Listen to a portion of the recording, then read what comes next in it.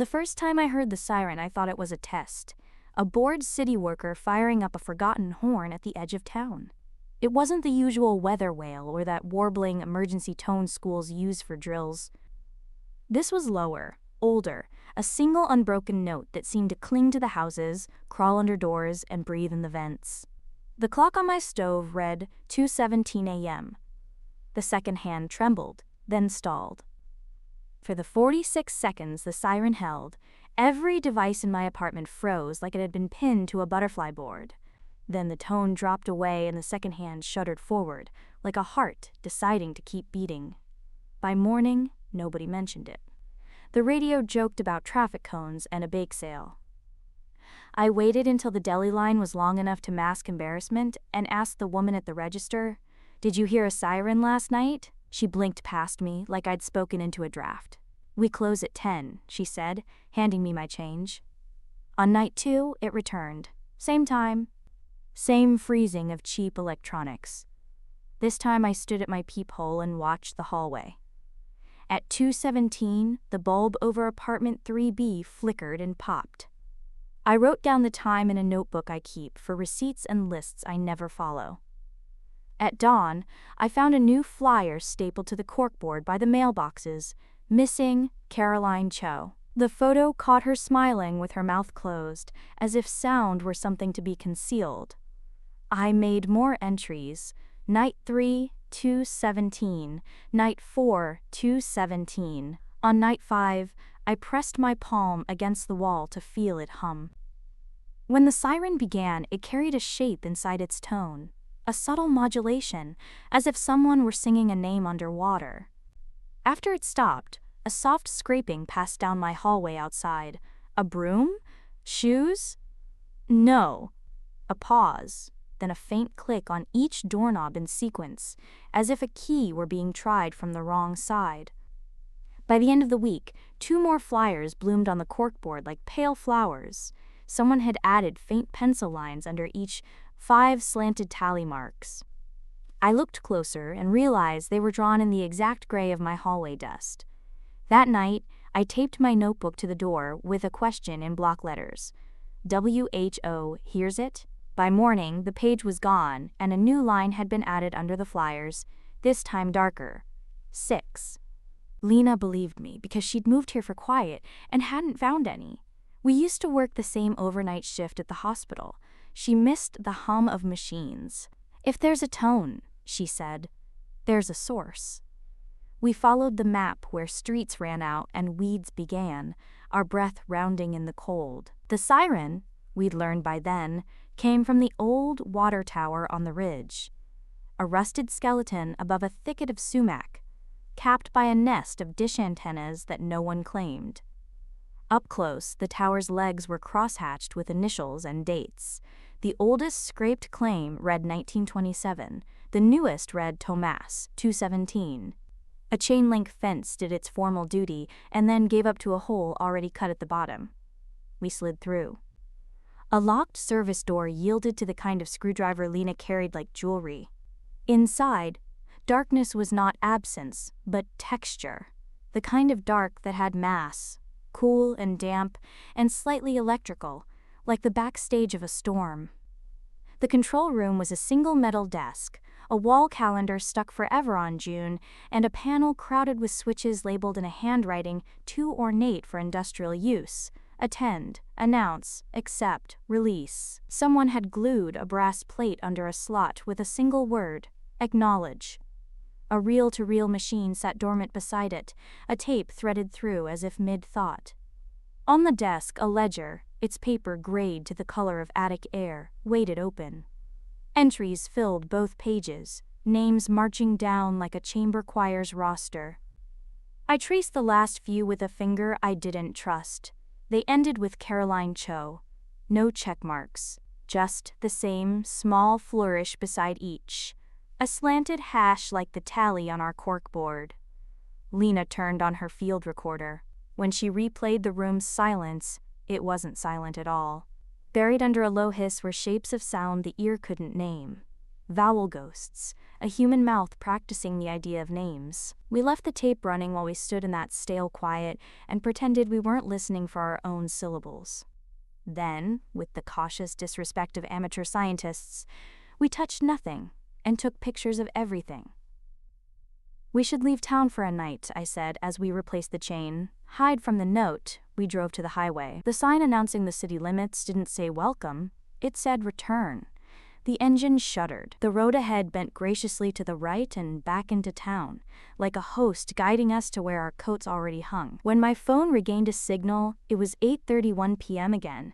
The sun died twice. We tested our reality the way doctors test reflexes. We left coins on thresholds, hair on doorknobs, a crumb trail of receipts. Each morning, the coins were stacked into tiny towers, the hairs braided into two-letter tresses. Okay. The receipts were arranged by time, earliest on top, the latest at the bottom, ending with a handwritten slip added in beautiful penmanship, 217. The posters multiplied. The corkboard's pushpins ran out, and someone began taping them to the stairwell walls. I learned the faces that would smile at me as I climbed the stairs. A pizza cook, a substitute teacher, the barista who had once asked if I wanted an extra shot on the house. No one spoke of them head on, but conversations cratered around the subject like a lake around a stone. "Did you catch the game?" "Long night." The weather was weird, huh?" "Yeah, wind?" Lena said not to look for patterns. I looked for patterns anyway. The siren's duration varied by seconds, 43, 46, 41. Which I logged as if that could buy us a door. On night 12, I stood in my window and watched the street curve into careful stillness. Two cats froze mid-leap, like film paused on a scratch. A bus's interior lights slid into a dull amber, and the driver's head drooped forward, suspended an inch above the wheel. I could see her eyes, wide, wet, and unblinking. The note thickened, became a line of characters even though no alphabet owned them. At 2:18, the bus lights woke. The cats completed their arc. A man I recognized from apartment 4D stood on the sidewalk with his keys between his fingers, as if he'd been picking a fight with a lock. He glanced up once and then wasn't there. The keys clattered and spun, and finally pointed at my building like a divining rod. We went back to the tower with a plan we didn't trust. Lena had studied the panel's logic as if its antique handwriting was code. "If it announces," she said, "someone acknowledges." Who? We spent the hour before midnight hiding behind weeds, watching the tower's crown cut a darker shape from the sky. At 1:58, a light went on behind a vent. At 2:03, another. The tone hadn't started, but I could feel the town holding a breath long enough to black out. When it came, the first second sounded like a dial tone. By second 5, it sounded like my name pronounced by a mouth that had practiced all night. Lena squeezed my wrist. "Do you hear me in it?" I did. I heard both of us, braided like wire. The siren wasn't calling someone. It was notifying us that we had already been chosen. People imagine bravery as a surge. The truth is, most of the brave are only stubborn at the wrong angle. We pushed through the fence again with a loop of copper wire, a pair of cutters, and a prayer neither of us believed would be accepted. The control room's lights were already on when we got there, though we'd left them off. The reel-to-reel spooled slower than physics permitted, like the machine moved through viscous time. The brass plate under the slot shone as if polished by tongues. Acknowledge. The plan. Interrupt the siren before it could announce, sever the line feeding the horn. If it truly needed acknowledgement to complete the taking, then we could leave it hanging, a request without reply. We weren't going to save the town. We were going to steal a night from it. At 1:52, the panel clicked and a needle rose on a gauge labeled Attend. The tape began to rotate. Lena twisted open the conduit and hissed a laugh. "It's not on city power. It's drawing from..." She tapped the bare cable. It thrummed under my skin and made my teeth taste of old pennies. "From the ground?" There were footsteps above us on the catwalk. Slow, purposeful. Not metal on metal, but something denser, like knuckles on a table. We killed our flashlights. The room exhaled the smell of long-stored rain. The needle climbed to a mark painted "Announce." There was still time. I slid the copper U into the slot across two contacts that looked deliberately too close. The moment the wire kissed them, the panel gave a tiny sigh, like a person at the end of a long speech. The needle stopped, then shivered, then, for the first time in 12 nights, ticked back. The tower above us went quiet. The town, outside, did not. Instead of the siren, there came a knocking. At first, a curiosity. The sound of one neighbor, late, apologetic, and then a wave. Not on the tower's metal, not on any one door, but on every door. A chorus of knuckles moving down streets, through buildings, up stairwells. I felt each strike in the cartilage of my ribs. Something had been announced and then denied, and it was traveling door to door to collect signatures. "Don't answer," Lena said, as if anyone in the town could hear her. The knocking found our tower. It rose the legs like a climbing thing and tapped the control room door. Once. Twice. Thrice. The brass plate winked. My name drew itself on the inside of my mouth in taste. Lena's breath quickened. The tape machine, unpowered, turned a quarter inch as if pushed by a thought. I yanked the copper free. Silence collapsed into the space it left, and that should have been a victory. But the silence was wrong, heavy, like a pile of coats you couldn't escape from.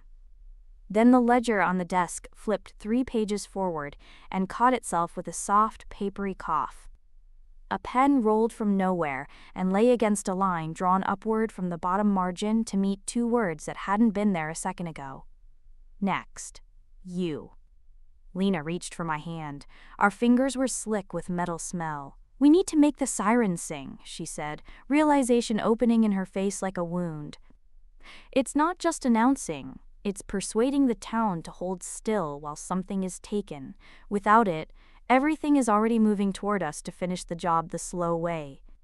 In the hall, the knocking's patience depleted, and it became something like the sound of rain deciding to be hail. The door's hinges groaned a half-inch, not from force, but from permission. The panel's needle lay flat at 0, but the brass slot gleamed, waiting for acknowledgement the way a throat waits for water. We didn't have hours or minutes or even cents left. We had one option: accept on our own terms or be collected at the threshold like junk mail. "What does it want?" I asked. The word "want" was too small. The ledger turned again without hands and returned to the present. Where a new page had been headed in the ornate hand, we now knew, like a signature on a check we hadn't written, acceptances. Below it were blank lines stretching down until the page ran out. The bottom corner had been worried smooth by the rubbing of 100 anticipatory thumbs. I think some part of me understood then that the siren was a polite machinery, that it did not shred us but filed us. Lena picked up the pen. "If we write," she said, "maybe it satisfies the mechanism and spares the body. Maybe it only needs a name to make the world align." She wasn't naive. She was making a surgeon's bargain with a flood. The knocking quieted, as if listening with its ear at the seam. I took the pen and wrote, not my legal name, not the version printed on bills and clinic charts, but the private, secret nickname my grandmother had given me when I was 5 and only used when I was feverish. A name the world had never agreed upon.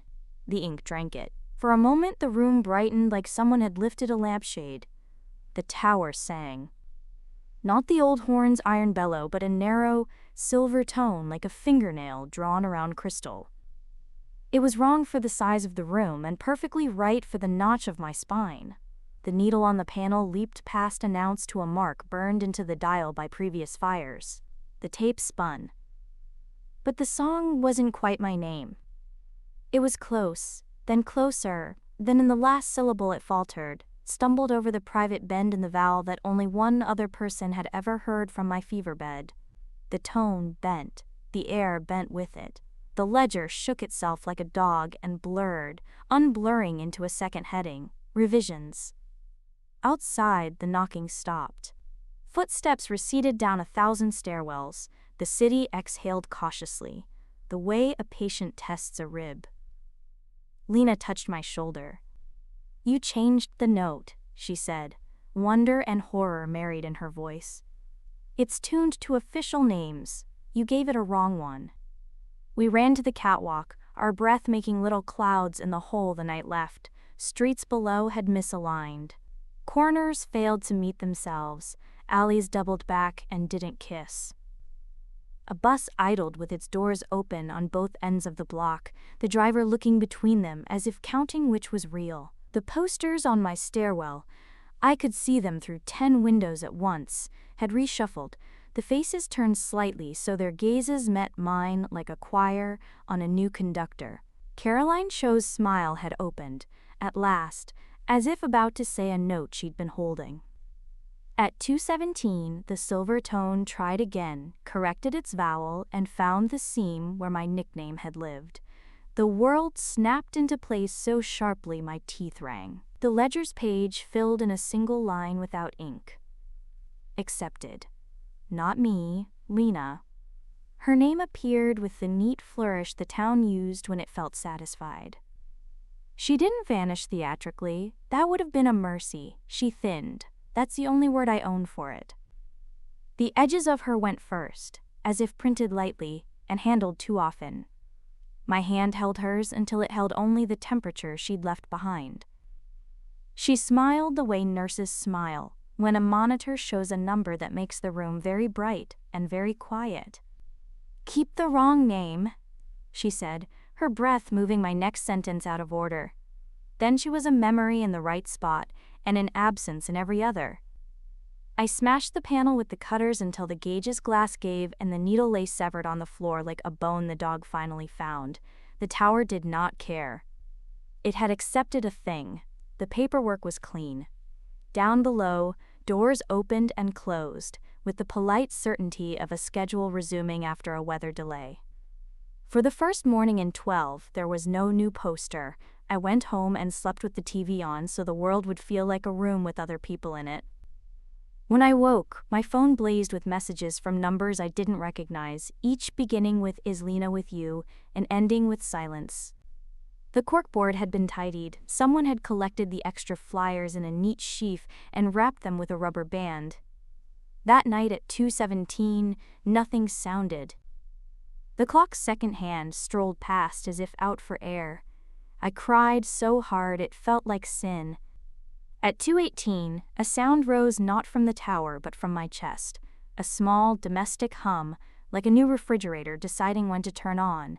It carried a vowel I knew, my wrong name, tuning itself toward rightness. I opened my notebook and wrote in the cleanest hand I had. Every night at 2:17, the siren sounds, and someone vanishes. Tonight, it learned mercy. Or efficiency. I added a single mark under the last missing poster with Lena's face. Not a tally, a line, a promise, or a deadline. I can't tell which. The tower has been quiet for 6 nights. The hum is not. It's patient. It listens for me from inside me, and sometimes I catch myself humming back.